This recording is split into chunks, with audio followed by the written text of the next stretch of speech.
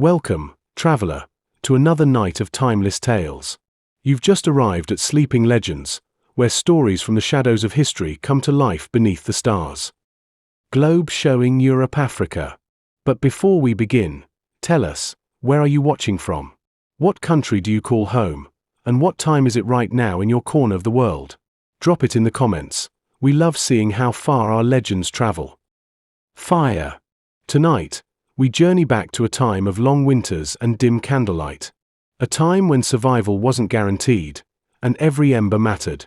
How did medieval peasants, without central heating or modern comforts, brave the coldest, most unforgiving nights? Ear of rice.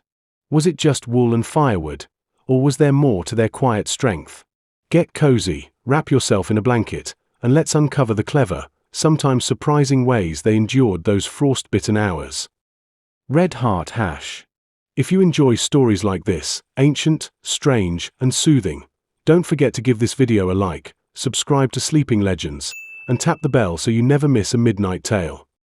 Books. Be sure to check out our other stories waiting just for you. Tales of forgotten kings, haunted castles, and myths whispered through time. Crescent Moon. Now, close your eyes if you dare, and drift into a world where firelight danced on stone walls, and survival was an art passed down through generations. Quick question: if you woke up tomorrow and every single modern convenience vanished, no phone, no Wi-Fi, no fridge, no coffee, how long would you last? An hour? 20 minutes? 5? Until you realized Starbucks isn't coming back? Well, tonight, we're going full time travel mode, straight into the Stone Age. And trust me, you're about to find out that prehistoric life wasn't all mammoth hunts and inspirational cave art. It was cold, it was gross, it was dangerous, and you probably wouldn't survive breakfast.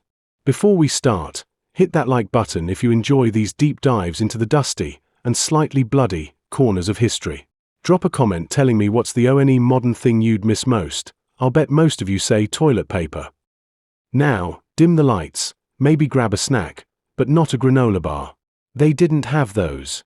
Ready? Let's wake you up. 50,000 years ago. You wake up on a bed made of, well, technically grass and animal hide, but let's be honest, it smells like feet. The air is damp. Your nose is already clogged with the earthy scent of wet soil, smoke from last night's fire, and something you hope was last week's dinner but could also be a raccoon. You stretch. Your muscles ache, not from leg day at the gym, but because your whole life is leg day. You walk, crouch, climb, run, and then walk some more. You want breakfast, but there's no fridge, no cereal, no app to deliver bagels. You want meat? You're going to have to go get it. And get it means tracking something that doesn't want to be tracked, stabbing it with a sharpened stick, and somehow not becoming its breakfast instead. Also, your shoes? Yeah. They're basically bits of leather tied together with animal sinew. Fashion Week this is not. You and your tribe head out. The forest is alive with sound, twigs snapping underfoot, the low rumble of something big in the distance, the faint buzzing of flies that never, ever leave you alone. You spot a wild boar. It spots you too, and immediately decides it's faster. Spoiler: it is. Hunting isn't like in movies where you just throw a spear and boom. Dinner. This is hours of following tracks, whispering signals, and praying you don't step on a snake. And here's the kicker: even if you succeed, you now get to drag back 200 pounds of animal through uneven terrain, while every predator in the area is thinking, "Thanks for the delivery, human." Compare that to today: you Uber Eats a burger, and the only predator you face is the delivery fee. Back at camp, you sit by the fire, your one precious technology. It's warmth, light, and protection all in one. You eat meat that's, let's say, smoky, but also a little crunchy in places that shouldn't be crunchy. Everyone smells like smoke and sweat, because deodorant is still 49,900 years away. You chat in grunts, gestures, and the earliest forms of language. If you're lucky, you hear stories, not from TikTok, but from the old guy in the corner who swears he once saw a saber-toothed tiger up close. Night falls fast. The dark is absolute. And without fire, the night owns you. You curl up with your tribe, because warmth equals survival, and yes, you're pressed against that guy who smells like he bathed in fish. That's life. Let's be real, Stone Age life wasn't a cool camping trip. It was relentless survival mode. You worked constantly just to stay alive. You knew hunger intimately. You knew loss. You knew the feel of cold that seeps into your bones and won't leave. But you also knew the stars like old friends. You understood the land because it decided whether you lived or died. And you were part of something, a tribe, a family, in a way we almost can't imagine today. So, could you survive a day in the Stone Age? Maybe. But would you want to? Next time you microwave leftovers or complain about slow Wi-Fi, remember, you're living in the most comfortable era humanity's ever known. Your ancestors fought tooth and claw, literally, for the privilege of you being here, watching YouTube in your sweatpants. Now here's my question for you. If you had to bring O&E modern invention back to the Stone Age to make your life easier, what would it be? Let me know in the comments, and don't say a gun, because trust me, reloading in the middle of a mammoth stampede is not going to end well. You've got 12 hours until nightfall. No fridge. No pantry. Number 24-hour supermarket. The only thing between you and going to bed hungry? Your legs, your wits, and a sharpened stick. This isn't a survival reality show. This is reality, 20,000 years ago. And you're not on vacation. You're on the clock. So, grab your spear, watch your step, and try not to die before lunch. You wake before the sun.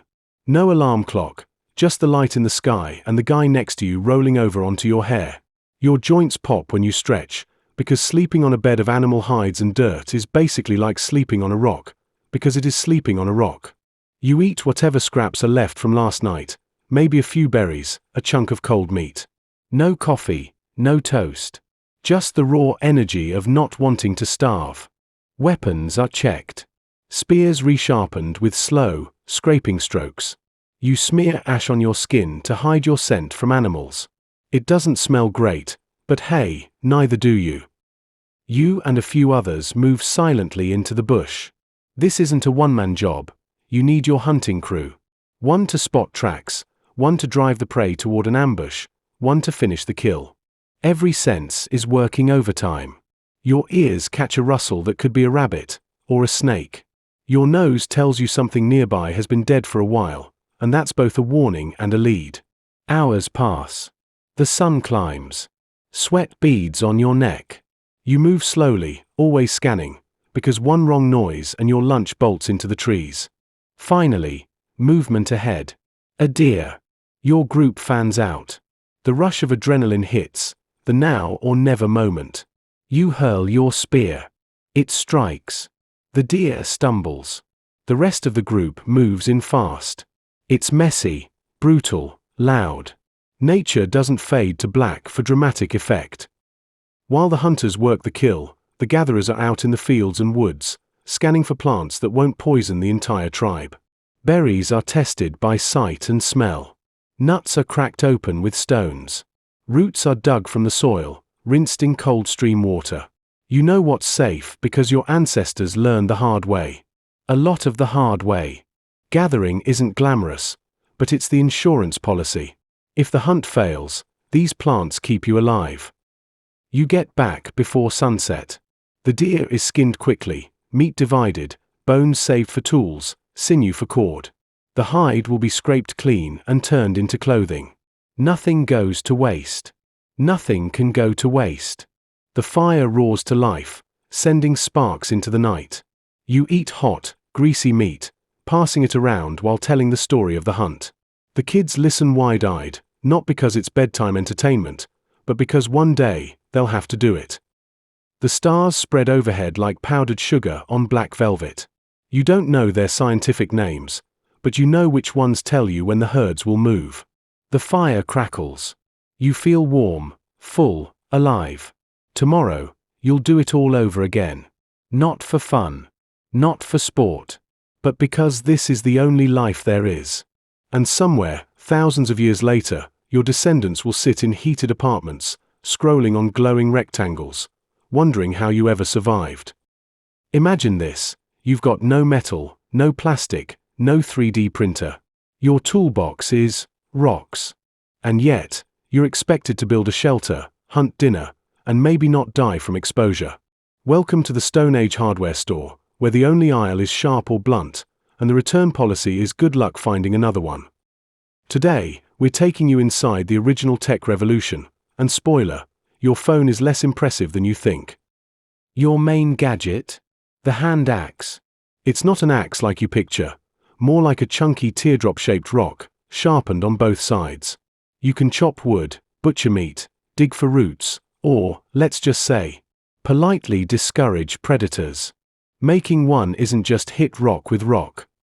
It's an art. You pick the right stone, chip away flakes at the right angle, and hope it doesn't shatter in your hands.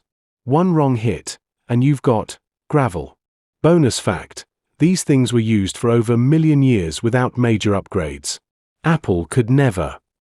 Need precision? Enter flint blades. Razor sharp, paper thin, and dangerous enough to give you an accidental amputation before you even finish making it. Flint was the king of cutting. It could skin an animal clean or carve wood into spears. In fact, archaeologists have found flint edges sharper than modern steel scalpels. That means a Stone Age hunter could give you surgery, if you trusted him.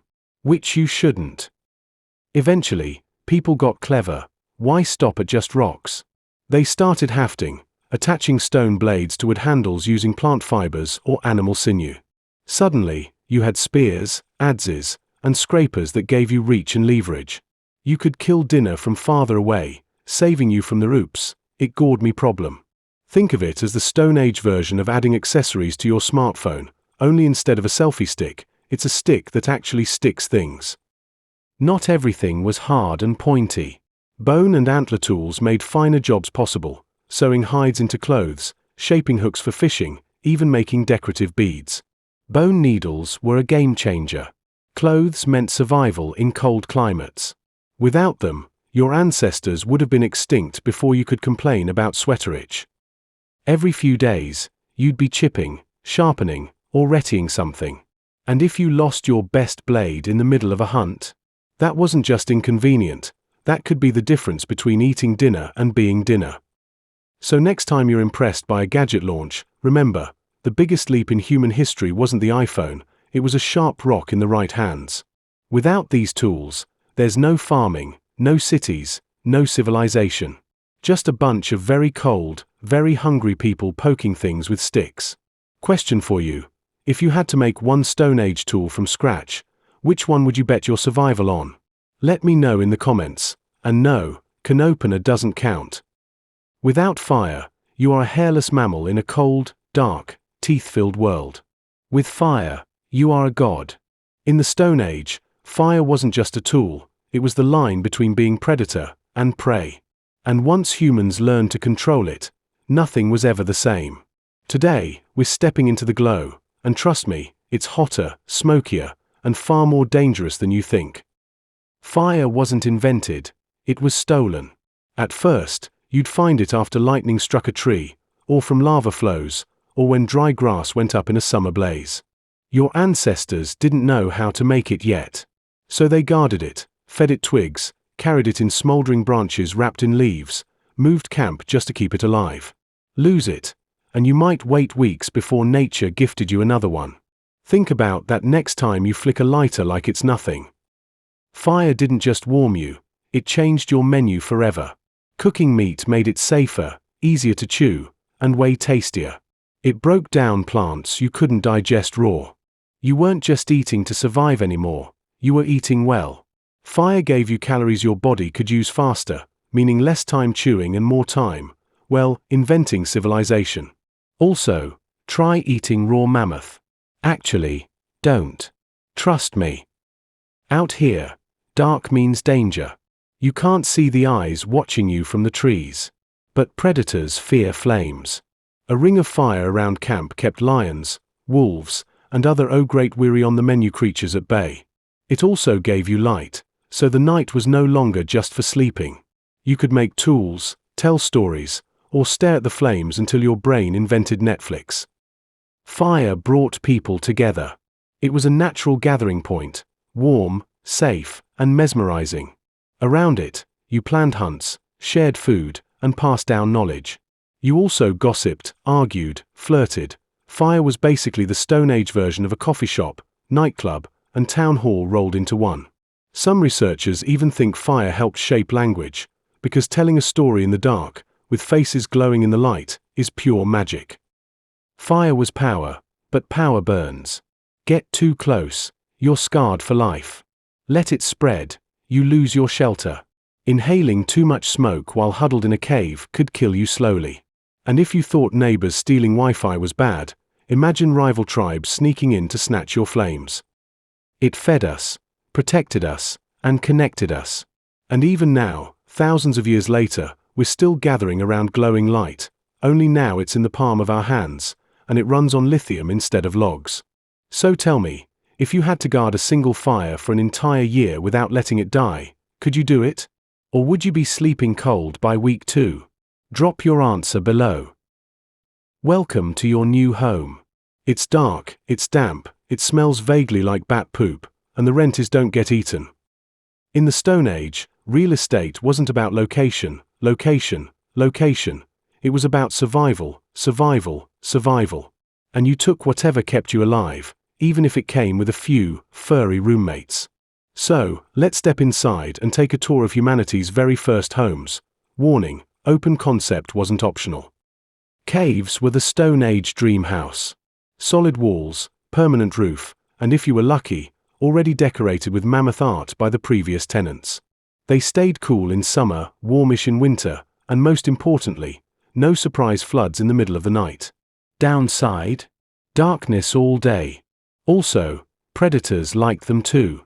Imagine coming home after a long hunt, to find a bear has moved in. Congratulations, you now have an eviction problem. Not every environment had caves, so humans got creative. Nomadic groups built temporary shelters from animal hides stretched over wooden frames, basically giant, portable tents. These went up fast, came down fast, and could be packed with the rest of your camp gear. Think of it as the prehistoric RV lifestyle, without the air conditioning, plumbing, or snacks. In the frozen north, trees were scarce, so some people built houses from mammoth bones, stacking ribs and skulls into walls, then covering them with hides. Others used driftwood, reeds, or sod. If it could block wind, rain, or snow, it went into the architecture. The Stone Age motto: if it works, it works. Choosing where to set up camp was as strategic as choosing a castle site. You wanted fresh water nearby, good hunting grounds, and visibility in case something big and toothy wandered over. Too close to the river? Flood risk. Too far? You spend all day hauling water. Build on a cliff. Great view, but one wrong step, and your history. Literally. Even in the Stone Age, people wanted comfort. Floors were covered with grass or hides. Windbreaks were added. Entrances faced away from the prevailing wind. Some even dug shallow pits to trap heat. It wasn't luxury living, but compared to sleeping out in the open, it was the Ritz. Shelter was more than a roof, it was life insurance. Every wall, every hide, every rock placed just right was a step away from freezing, drowning, or becoming someone's midnight snack. And here we are now, arguing over throw pillow colors while our ancestors were just happy the ceiling didn't fall in. So tell me, if you had to pick, would you take a damp cave or a wind-whipped hide tent? Drop your choice below. Forget Gucci. Forget Paris Fashion Week. In the Stone Age, your runway was the mammoth step, and the dress code was don't freeze to death. Every outfit was handmade, custom-tailored, not for style points, but for survival points. And if you wanted the latest winter collection, you had to hunt it first. Let's unzip the history of humanity's first wardrobe. Spoiler, you'll need gloves. Stone Age clothing wasn't about making a statement, unless the statement was, I'm not dead yet. Animal hides were the go-to fabric. Deer, bison, reindeer, mammoth, if it had a hide and you could catch it, it could become a coat. First aid for winter gear, hair scraped off for lighter wear. No zippers, no buttons, just ties, belts, and a lot of clever knots. First, you skin the animal. Then, you scrape away fat and flesh with flint scrapers. Next, you stretch the hide over a frame, let it dry, and soften it by rubbing with fat or brains. Yes, brains. Don't ask unless you want the smell stuck in your head forever. Finally, you cut it into shapes and stitch them together with sinew thread and bone needles. Every piece took hours, sometimes days, to make. Lose your coat in a snowstorm? That's not a fashion disaster. That's a death sentence. In colder regions, you didn't just wear one big coat, you layered hides like your life depended on it. Because it did. Undergarments from softer furs, heavier outer layers for wind, hooded cloaks to keep snow from sliding down your neck, boots stuffed with grass for insulation. Basically, you were a walking sleeping bag. But even in the fight to stay alive, humans couldn't resist a little flair. Some hides were dyed with natural pigments. Shells, bones, and carved teeth became beads sewn into hems. A decorated coat said more than "I'm warm." It said, "I'm skilled, I'm valuable, I'm part of this group." Clothing wasn't just protection, it was identity. Clothing varied wildly by climate. Arctic dwellers wrapped themselves in layers of fur.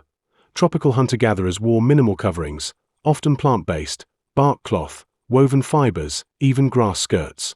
Your outfit was your environment's way of saying, dress for the job you want, alive. In the Stone Age, every stitch was survival. Your clothes were your armor against the elements, and sometimes against other humans. Today, we dress for comfort, status, or style. Back then, you dressed for the right to see tomorrow. So here's the question. If you had to make your own winter outfit from scratch, what animal or plant would you choose as your fabric? Drop it below. And remember, polyester hasn't been invented yet. Forget kale smoothies and protein shakes. In the Stone Age, your diet plan was simple: don't starve. Every meal was a gamble, every ingredient either life-giving or, oops, fatal. There were no recipes, just instincts, experiments, and a lot of chewing. So grab your stone knife. We're about to taste the prehistoric menu. Spoiler, it's not vegan-friendly, but it's also not drive-through friendly. Meat was the calorie jackpot. Deer, wild boar, reindeer, bison, sometimes fish, sometimes birds, and if you were lucky, something really big like a mammoth. It wasn't every day, though. Hunts could fail. Sometimes you'd go days without animal protein, then feast like kings when the hunt succeeded. And yes, they ate almost everything: muscle, organs, marrow sucked straight from bones. Waste not, want not wasn't a saying, it was the law of survival. Plants filled the gaps between hunts: berries, nuts, seeds, wild greens, tubers, edible flowers. You learned quickly which berries gave you energy and which berries sent you into a 3-day hallucinatory nightmare. Elders passed down this knowledge the hard way, usually with the story starting, "So, there was this one guy." Your diet changed with the seasons. Spring, fresh greens, migratory birds. Summer, berries, fish, small game. Autumn, nuts, fat-rich animals. Winter, whatever you managed to store or hunt in the cold. No supermarkets meant no bananas in January. If it wasn't in season where you lived, it wasn't on your plate. Before fire, a lot of food was eaten raw, yes, raw meat included. Once cooking arrived, roasting became the go-to. It made food safer, tastier, and easier to digest. But preservation mattered too: drying meat, smoking fish, fermenting plants in pits. Not because they liked aged flavor, but because it kept you alive in the lean months. And yes, insects, worms, larvae, high protein, zero hunting risk, and always available. Gross? Sure. But in a pinch, they were survival gold. Also on the list, eggs stolen from nests, honey raided from angry bees, shellfish pried from rocks. If it could be eaten without killing you, it was fair game. The Stone Age diet wasn't a trend, it was a fight for fuel. Every calorie came from effort, skill, and a bit of luck. Today, we debate carbs and count macros. Back then, you counted days since the last good meal. So tell me, if you had to survive a week eating only what you could hunt or gather around your own home right now, What would end up on your menu? Drop your survival buffet in the comments. You've been tracking this animal for hours. The wind is in your face, your spear is slick with sweat, and your stomach hasn't stopped growling since yesterday. This isn't sport. This isn't leisure. This is life or death. And right now, life is standing 40 paces away, chewing grass. Welcome to the Stone Age hunt, where your only weapon sharper than your spear is your brain. Before the chase even begins, there's planning. The elders know the terrain, where the herds pass, where the waterholes draw prey, where predators lurk. Hunting alone? Rare. A solo hunter was more likely to become dinner than to bring it home. So you worked as a team, each person with a role: the trackers, the drivers, the ambushers. Weapons were checked: spears for throwing, heavier ones for close stabbing, stone-tipped clubs, even bowlers, weighted cords to tangle legs. And no, you didn't bring a backup weapon, because if you lost the first one, you were already in trouble. You read the ground like a book. Fresh tracks meant minutes old, half-filled prints meant hours. A bent twig, a tuft of fur on bark, dropping still warm, these were your trail markers. You listened for distant hoofbeats, sniffed for the musky scent of game, even tasted grass blades to check if they'd been recently chewed. The best trackers could follow a herd for days, adjusting pace so they didn't wear themselves out before the actual kill.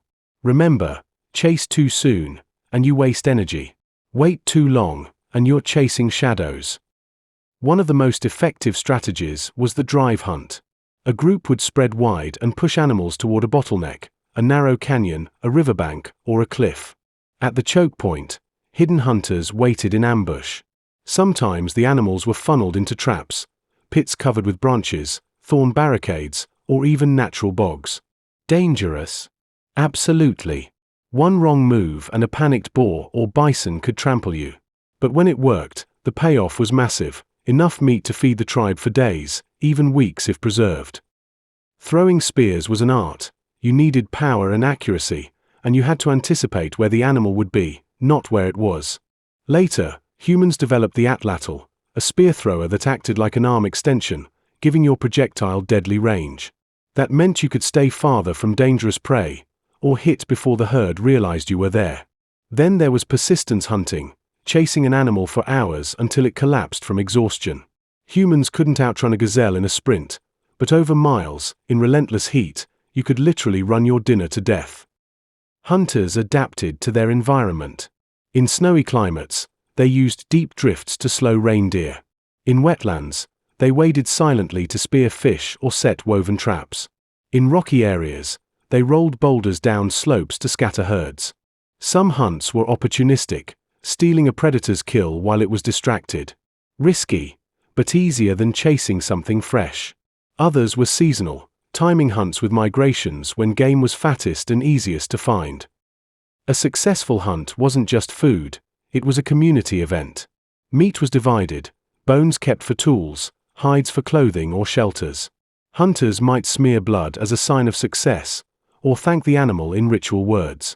These weren't superstitions for fun, they reinforced respect for the prey, the land, and the cooperation that made survival possible. In the Stone Age, hunting was equal parts patience, knowledge, and raw nerve. You couldn't just be strong, you had to be clever, reading landscapes, animal behavior, and your fellow hunters like an open book. Today, most of us hunt for parking spaces, not mammoths. But that edge, that survival sharpness, it's still somewhere in us. So tell me, if you had to feed yourself using only Stone Age hunting methods, would you be the tracker, the spear thrower, or the one staying by the fire, making soup? Drop your role in the comments. Fade out, slow motion spear throw into the tall grass. You're deep underground. The air is damp, your torch spits smoke, and ahead, something's moving. No, not moving. Painted.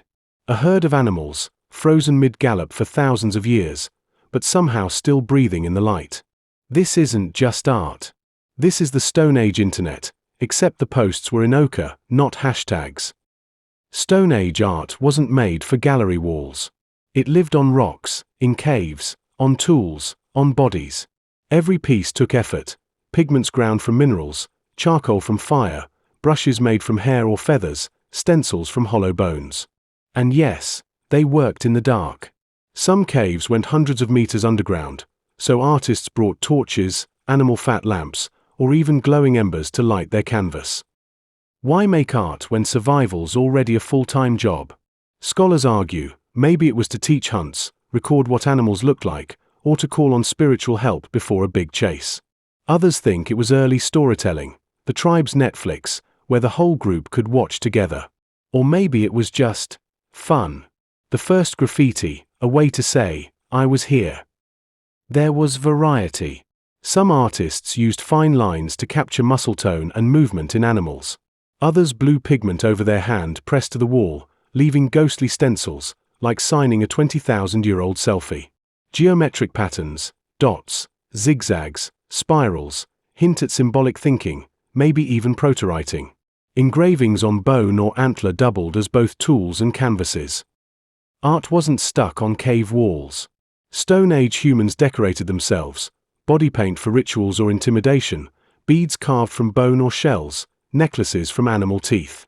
Portable art also meant small figurines, like the famous Venus statues, exaggerated forms of the human body that might have been fertility symbols, or the world's earliest desk ornaments. This wasn't always a lone genius in the dark. Large murals may have been collaborative, with different people adding animals over years, even centuries. Imagine the social side. Everyone gathers in the flickering light, the painter telling the story as the shapes take form, kids asking questions, elders nodding.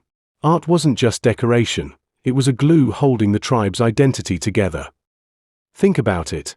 In that moment, you're not just painting. You're transforming cold rock into a living memory. You know these animals, their gait, their smell, the way their breath clouds in winter. Every line you draw says, this is what we saw. This is who we are. And maybe, just maybe, you hope someone thousands of years from now will see it and understand. Stone Age art is proof that humans have always needed more than food and shelter. We've always craved meaning, connection, beauty, even in the harshest times. Today, our walls are screens and billboards. Theirs were stone and bone. But the instinct is the same, to leave a mark that says, we were here. So here's your challenge. If you had to send one message to the future, with no words, just images, what would you paint? Drop your masterpiece idea in the comments. You're kneeling in the dirt. The air smells of smoke, blood, and crushed herbs. Shadows dance across faces painted like animals. Somewhere in the circle, someone begins to chant, slow at first, then faster. Your skin prickles. This isn't just noise. This is a conversation with something you can't see, and can't afford to offend. Welcome to the Stone Age spirit world. In the Stone Age, nature wasn't background scenery. It was alive, unpredictable, and deeply personal.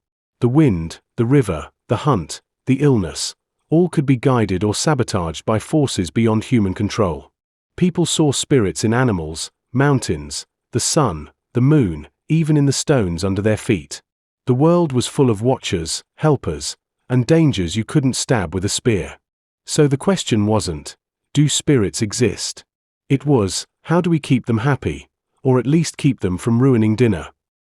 Enter the shaman, part healer, part storyteller, part spiritual negotiator. They knew the songs, the herbs, the dances that could shift the balance between the seen and the unseen. Maybe they fasted for days, or inhaled smoke from burning plants to travel to the spirit world in visions. Maybe they wore antlers or bird masks to become something other, part human, part animal, part messenger. In a world without hospitals or weather apps, the shaman was the one you went to for everything from curing fevers to asking if the bison migration would pass nearby. Hunting wasn't just physical preparation, it was spiritual. Before a big hunt, the tribe might mimic the movements of the prey, paint its image, or offer the first bite of a past kill to its spirit as respect. They believed animals gave themselves to worthy hunters. Disrespect, wasting meat, breaking bones carelessly, could anger the animal's spirit, making the next hunt fail. Think of it as a cosmic Yelp review. Bad manners meant 1 star and no return customers. Stone Age burials tell us a lot. Bodies were often placed with tools, weapons, or ornaments, as if the dead would need them wherever they were going. Red ochre, the rusty pigment found in many graves, might have symbolized blood, life, or rebirth. Some graves were simple, others were elaborate, suggesting that even in death, status mattered. And then there are the positions, curled like sleeping, facing the sunrise, or aligned with certain landmarks. Each choice whispered a belief about what came after. Life's milestones were marked with rituals. A child's first successful hunt, a girl's first steps into womanhood, a boy's initiation into adulthood, all were celebrated with ceremonies. Some involved pain, scarification, tooth removal, endurance tests.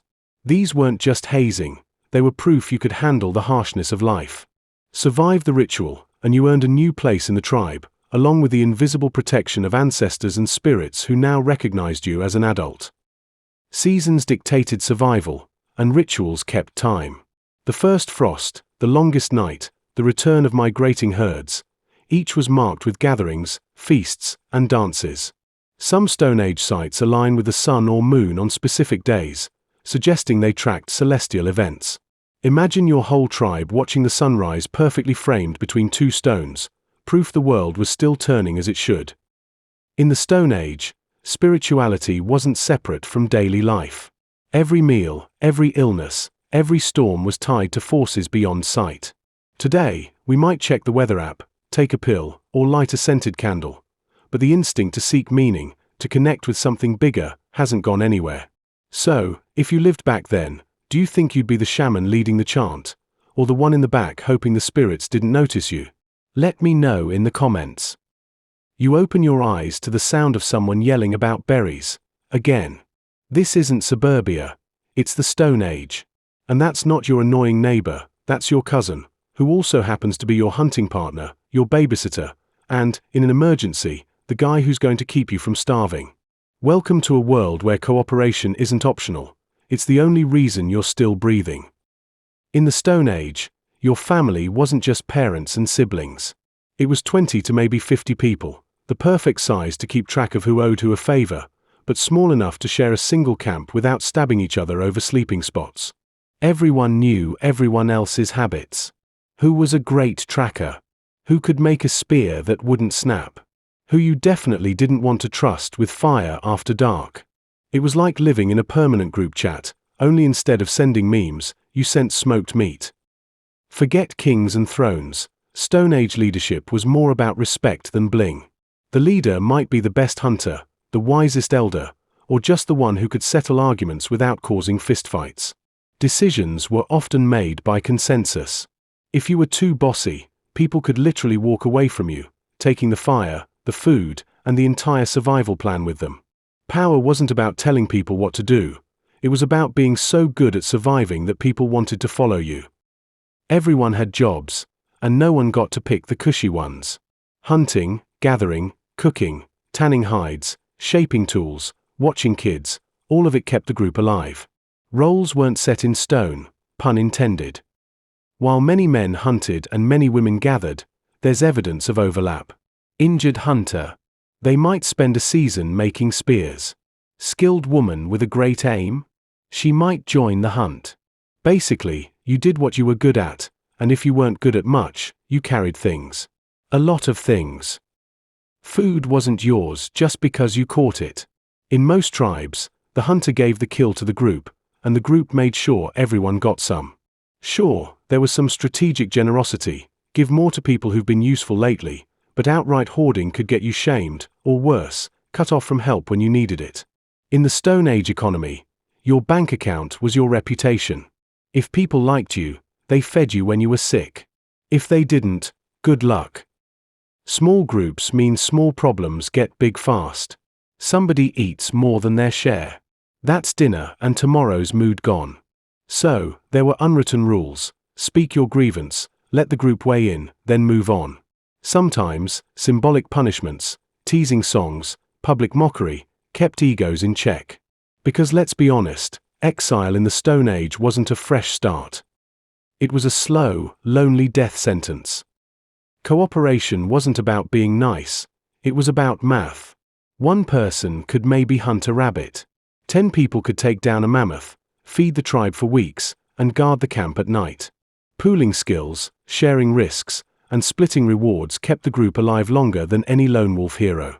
Survival was a team sport, and the scoreboard was whether anyone died that week. In the Stone Age, your status wasn't measured by how much you owned, because you didn't own much. It was measured by how much you gave, how much you knew, and how much people wanted you around when things went wrong. Maybe that's not so different from now. The platforms have changed, but our survival, whether in caves or in cities, still depends on who shows up for us and who we show up for. So, if this were the Stone Age, would your tribe keep you? Or quietly suggest you find another camp? You're standing at the edge of camp. Behind you, smoke, memories, maybe that one cousin you won't miss. Ahead of you, 300 kilometers of unknown. No paved roads. No gas stations. No Starbucks. Just wind, weather, and the faint hope that on the other side, life won't try to kill you quite as often. Welcome to the Stone Age road trip, migration, where the only rule is, adapt or die. Stone Age people didn't just wake up one morning and say, you know what? Let's walk to the other side of the continent. They moved because they had to. Seasons changed. Herds shifted. Rivers dried up. A neighboring group got too close and too stabby. Or maybe a sudden cold snap turned the familiar into an icebox.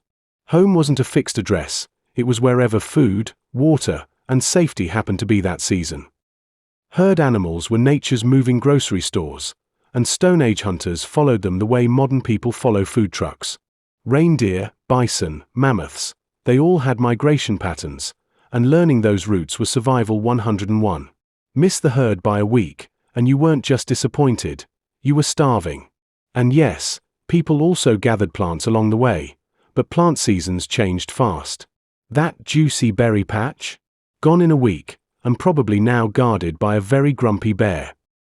You've got mountains ahead, swamps to the left, desert to the right. Which way do you go? In the Stone Age, navigation meant reading the land, the curve of a river, the shape of a valley, the way stars lined up in the night sky. Snowdrifts could hide dangers. Rivers could freeze solid enough to walk across, or crack and swallow you whole. Every choice carried risk. One wrong turn, and you could find yourself in a place with no game, no water, and a wind that peeled the skin from your face. When you finally reached new land, you didn't just set up camp and relax. You had to figure out what lived there, what grew there, and what wanted to eat you. New climates meant new tools and strategies. Moving from a cold tundra to a dense forest?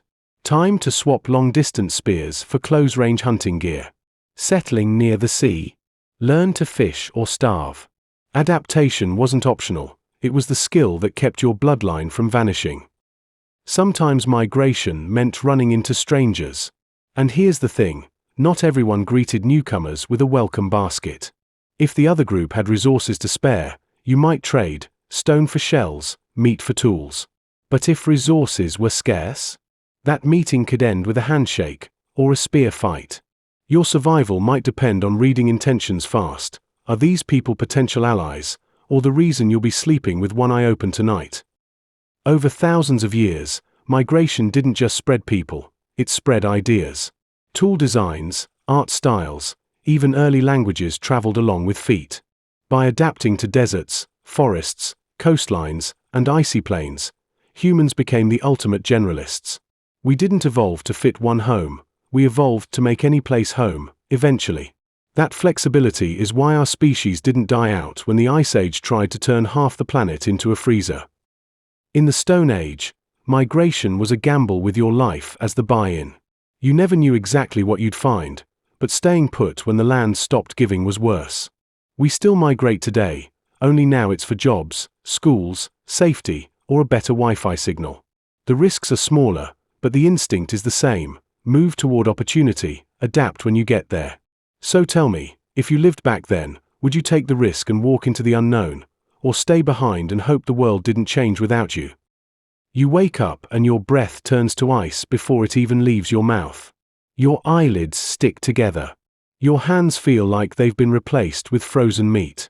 Congratulations, you're alive during the Ice Age, which is sort of like nature saying, "Oh, you thought survival was hard before? Hold my glacier." Grab a fur cloak, huddle closer to the fire, and let's talk about how this frozen era shaped everything.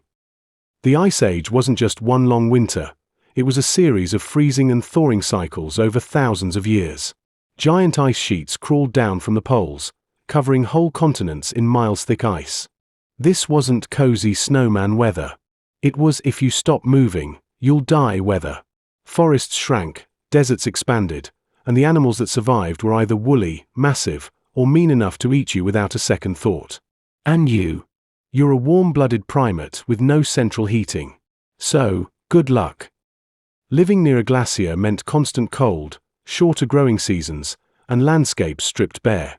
You had to adapt, which in Stone Age terms meant following the herds that could survive here. Woolly mammoths, giant bison, reindeer, they were the mobile buffet of the Ice Age. But catching one wasn't easy. You're stalking prey across open, icy plains with wind slicing through every layer of fur you own. One mistake, and you're a popsicle before sunset. Cold changes everything, including your toolkit. Spears got sturdier, clothing thicker, shelters more insulated. You learned to sew furs tight to trap body heat. You made fire your closest ally, not just for cooking, but for sheer survival. You also learned how to store food for lean months. Meat frozen in the permafrost could keep for ages. Refrigerators weren't needed. The entire planet was your fridge. Oh, and boots. Total game changer. Without something between you and the frozen ground, you'd lose your toes before you lost your patience. When the ice advanced, it didn't ask permission, it erased habitats. Rivers shifted, coastlines vanished under glacier, and familiar hunting grounds disappeared. Your tribe faced a choice, move or die. And so, humans walked. Across frozen valleys, along new shorelines, over land bridges exposed by dropping sea levels. Yes, land bridges. The Ice Age lowered oceans enough to connect continents. You could walk from Siberia to Alaska without getting your feet wet, assuming you didn't freeze halfway there. Goodbye tropical fruits. Hello high-calorie meat. Plants were rare in frozen climates, so protein and fat became the stars of your diet. Blubber from seals and whales. Prime energy source. Marrow from bones. Liquid gold. If you were lucky enough to live near ice-free coasts, you added fish and shellfish to the menu. You weren't eating for taste, you were eating for heat. Every bite was fuel to keep the furnace of your body running.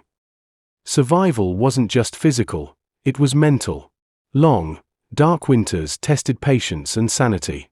So people told stories, made art, and strengthened social bonds around the fire. The Ice Age may have been harsh, but it also sparked creativity. Some of the most stunning cave paintings we've ever found were made while glacier ruled the land. Maybe art was more than decoration, maybe it was a way to remind everyone why it was worth fighting through another season. The Ice Age shaped humans into the ultimate adapters. It forced us to move, to innovate, to cooperate more tightly than ever. When the ice finally retreated, it left behind not just new landscapes, but humans who could survive anywhere. The frozen era didn't break us, it forged us. So here's the question, if the world froze over again tomorrow, could you survive on grit, fire, and teamwork, or would you be the first one on a mammoth's lunch menu? Imagine chasing a wild animal for hours, only to one day look at it and think, you know what? You'd make a great roommate. That, my friends, is the moment humanity discovered domestication, the ancient art of convincing certain animals to stop running away and start working for us. Or at least stop trying to kill us. Usually. Stone Age life was unpredictable. Hunting was hit or miss, and gathering was seasonal. So at some point, someone asked the most dangerous question in human history, what if we didn't have to chase our dinner? Domestication wasn't about laziness, it was about survival efficiency. An animal you could keep nearby was an animal you didn't have to gamble your life chasing every week. It also meant food security, meat, milk, hides, and in some cases, warm companionship. Yeah, even back then, people liked cute animals, though the definition of cute was probably broader. First on the guest list, wolves. Or rather, the braver, less murdery wolves who figured out that hanging around human camps meant easy scraps. Over generations, the friendlier ones got closer. We tolerated them because they barked at danger, helped track game, and cleaned up leftover bones. Eventually, they stopped being wolves and became dogs. Yes, your couch-dwelling golden retriever is basically a genetically rebranded Ice Age wolf who decided begging was easier than hunting. Dogs were partners, but goats and sheep, they were resources. Around 10,000 years ago, people in the Fertile Crescent began keeping small herds. Goats were hardy, able to eat just about anything, and they gave milk, meat, and hides. Sheep provided wool, basically renewable clothing, and meat as well. Herds were mobile food storage. Instead of carrying food on your back, you let it walk alongside you, bleating the whole way. Annoying? Yes. Practical? Absolutely. As human settlements grew, we started looking at bigger animals. Cattle gave massive amounts of meat and milk, and when yoked to a plow, they made farming way more efficient than digging by hand. Water buffalo in Asia, llamas in South America, camels in the desert. Each culture found a local powerhouse. These animals were like prehistoric multitools, food source, cargo hauler, and sometimes status symbol. Of course, domestication wasn't free. Keeping animals meant protecting them from predators, feeding them through the winter, and occasionally dealing with diseases that jumped from them to us. Zoonotic diseases, like smallpox and measles, are part of the domestication package deal. You got milk and meat, but you also got germs. Survival was about balancing the benefits with the risks. Also, let's be honest, a herd of cattle doesn't care about your personal space. One wrong move, and you're flattened before lunch. Domesticated animals changed everything. They allowed humans to settle in one place longer, grow larger communities, and specialize in other skills. They also entered our myths, art, and rituals. Bulls became symbols of strength, horses symbols of freedom, dogs symbols of loyalty. Animals weren't just meat on legs anymore, they were part of our identity. Domestication was a turning point. It blurred the line between the wild and the human world. We didn't tame every animal. Tigers, for example, stayed firmly in the bad idea category. But for the ones we did, we built partnerships that still shape our lives today. So next time your dog looks at you like you're their personal chef, remember, their ancestors once guarded your ancestors from saber-tooths. And now, they guard the couch. Picture this, you've been roaming for weeks, following herds, sleeping wherever you can, eating whatever you find, when suddenly someone in your group says, "Hey, what if we stay here and plant stuff?" Congratulations, you've just been recruited into the first agricultural experiment in human history. And there's no going back. Hunter-gatherer life had its perks, mobility, variety, and no landlord. But it was risky. If the herds moved or the plants didn't grow, you were out of luck. Early agriculture was a gamble. You traded mobility for stability, betting that planting seeds in one place could give you a steady food supply. It meant you didn't have to chase your dinner, but it also meant work. Back-breaking, season-long, weather-dependent work. But when it paid off, it meant surplus. And surplus? That's power. Different regions domesticated different plants. In the Fertile Crescent, it was wheat and barley. In East Asia, rice and millet. In the Americas, maize, beans, and squash. These crops weren't chosen for taste, they were chosen because they grew reliably, could be stored for months, and wouldn't poison you if you cooked them right. And here's the kicker, once humans started planting them, these plants changed. We bred them to be plumper, tastier, easier to harvest. Wild wheat would barely recognize its modern descendants. It's like the original rock band hearing a stadium pop remix of their song and going, "Is that us?" Agriculture demanded new tools. Digging sticks, stone hoes, sickles with flint blades, the prehistoric version of Home Depot's garden aisle. Over time, people learned irrigation, guiding water from rivers to their fields. This meant you could grow crops in places nature hadn't planned for them. Of course, irrigation also meant cooperation. You can't dig miles of channels by yourself. It pulled communities together, for better or worse. Settling down to farm meant you could build permanent shelters. Villages grew, then towns. Population boomed because food was more predictable. It also meant hierarchy. Somebody had to decide who worked which field, who got the surplus, and who defended it. Agriculture didn't just grow plants, it grew politics. And here's the irony: farming made life harder in some ways. Studies of ancient skeletons show early farmers were often shorter and less healthy than hunter-gatherers. Malnutrition and repetitive labor took their toll. But they had one advantage: numbers. More food meant more free time for some people, which led to specialized skills. Pottery to store grain. Weaving to make clothes. And yes, more elaborate rituals to pray for good harvests. Agriculture also tied humans to the seasons in a way they'd never been before. You became a calendar watcher, planting when the rains came, harvesting before the frosts. Miss the timing, and your village went hungry. Your life's soundtrack? The thud of grinding grain, the splash of irrigation water, and the occasional scream when goats trampled the seedlings. Once you'd built fields, you had something to lose, and something to defend. Fences, walls, and organized defense became part of the package. Farming villages clashed over water rights or fertile land. Diseases also spread faster. Living close to other people and animals you domesticated meant germs could hop between hosts like they'd just found the best party in history. In other words, you gained a steady dinner and a steady list of new problems. Early agriculture didn't happen overnight. It was centuries of trial, error, and stubbornness. But once it took root, it transformed us from wanderers into builders. The fields you see today, the bread on your table, the idea of home as something fixed, all of it traces back to that moment when someone planted the first seed and decided to wait. So next time you complain about mowing the lawn, just remember, you could be out chasing mammoths instead. Let's get one thing straight.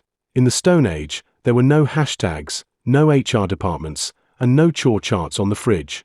But there were roles, and they weren't always what you think.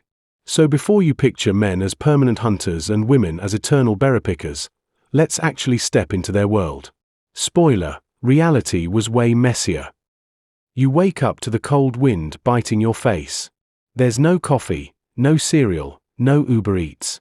Everything you eat today, you or someone in your group has to get today. In this world, roles were shaped by practicality, not ideology. It wasn't men hunt, women cook carved in stone. It was who's best suited for the job right now, given the risks and resources.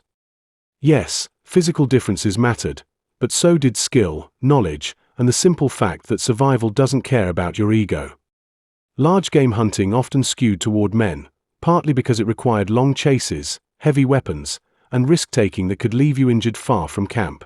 But that's not the full story. Archaeological finds show women in some cultures hunted, trapped, and fished too. Gathering plants, nuts, and roots, often done by women, provided the majority of calories in many Stone Age diets. This wasn't less important work. It was the steady supply line that kept everyone alive when hunting failed. And then there was the in-between: small game hunting, fishing, tool-making, fire tending. These were shared tasks, and who did them varied from group to group. Childbearing shaped some of these divisions. Pregnancy and nursing limited how far a woman could travel or how much dangerous physical strain she could take on, but that didn't mean she stopped contributing. Women with infants often focused on tasks that could be done close to camp: processing food, making clothing, weaving nets, gathering plants. This kept the community running. Older women, freed from childcare, often became key hunters, healers, or leaders, living repositories of knowledge about migration routes, edible plants, and animal behavior. Leadership wasn't always about who had the biggest spear. In many small bands, decisions were made communally, with both men and women having influence.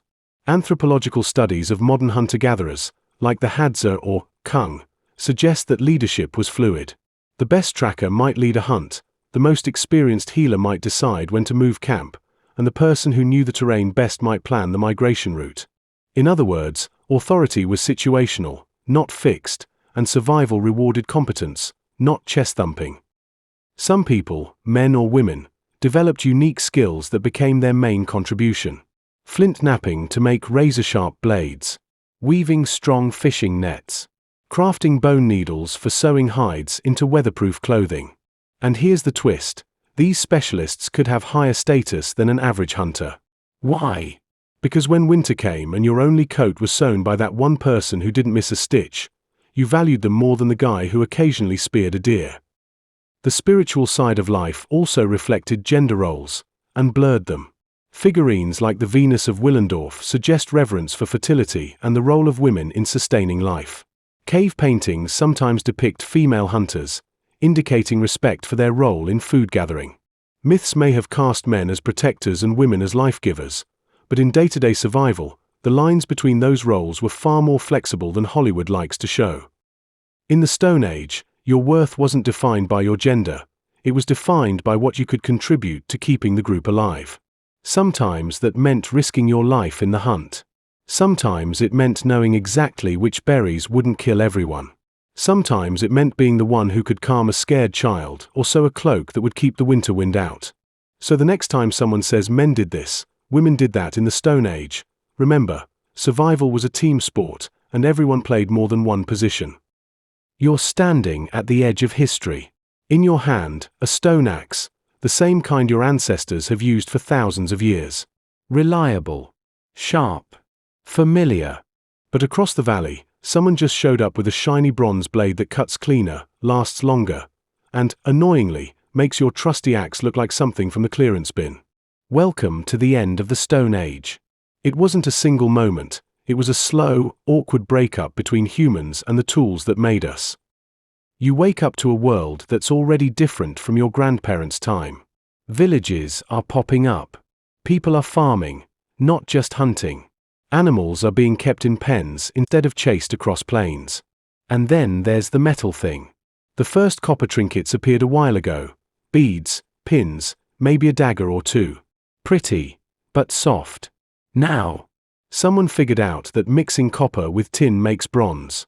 Strong, durable, and perfect for weapons, plows, and tools. Stone isn't gone yet, but it's starting to look outdated. Like showing up to a Formula One race on a skateboard. This shift wasn't overnight. In some places, the Stone Age ended earlier, in others much later. For isolated communities, stone tools remained the norm for centuries after bronze showed up elsewhere. Why? Because change is expensive. Mining copper and tin isn't just walk into the forest and grab some. It requires knowing where to dig, hauling heavy or building furnaces hot enough to melt metal. That means organization, labor, and resources that not every group had. Metal changed more than just tools. It shifted power. If your group controlled the metal supply, suddenly you weren't just another village, you were the village. You could trade blades for food, livestock, or influence. Warfare also evolved. Stone weapons could kill, sure, but bronze swords and spearheads were sharper, more durable, and gave armies a clear edge. Which means, you guessed it, conflicts escalated. And with conflict came alliances, politics, and the first hints of organized warfare. Even as metal spread, stone tools didn't vanish instantly. Flint was still easier to make and repair, especially for cutting, scraping, or butchering.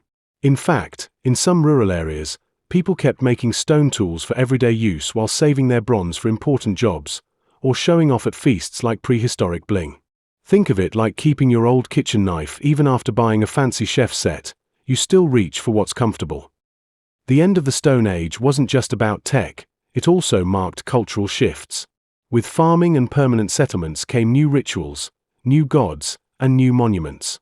Megalithic structures like Stonehenge were built right in this transitional period, blending old beliefs with new social realities. The role of the specialist grew, miners, metalworkers, traders. And along with that, social hierarchies became more rigid. If you could control the bronze, you could control people. Imagine walking through a market at the end of the Stone Age. On one side, someone sells obsidian arrowheads just like your ancestors used. On the other, a trader from far away is showing off a bronze sickle that can cut through wheat like magic. The world is connected in ways it never was before. Trade routes stretch across mountains and seas. Ideas, and diseases, travel with goods. The pace of change is faster than anyone has seen in tens of thousands of years. The end of the Stone Age wasn't really an ending, It was a beginning, a launch pad for the Bronze Age, which would bring bigger cities, more complex societies, and, let's be honest, even more ways for humans to both innovate and fight each other. But here's the thing, without the skills, adaptability, and stubborn survival of Stone Age people, none of it would have been possible. So next time you see a chipped stone tool in a museum, remember, you're looking at the foundation on which all of history was built. And that, my friends, is one legacy that's never going out of style. So hey, if you've made it this far, you're officially an honorary member of the Fire Circle. No loincloth required. Drop a comment below and tell me. Fire, what would your prehistoric nickname be? What's one modern thing you'd sneak back in time if you could? And don't forget to like this video if you learned something, or at least feel slightly more prepared to fight a bear. Subscribe for more journeys into weird history, and until next time, remember where you came from, and keep that inner mammoth hunter fed.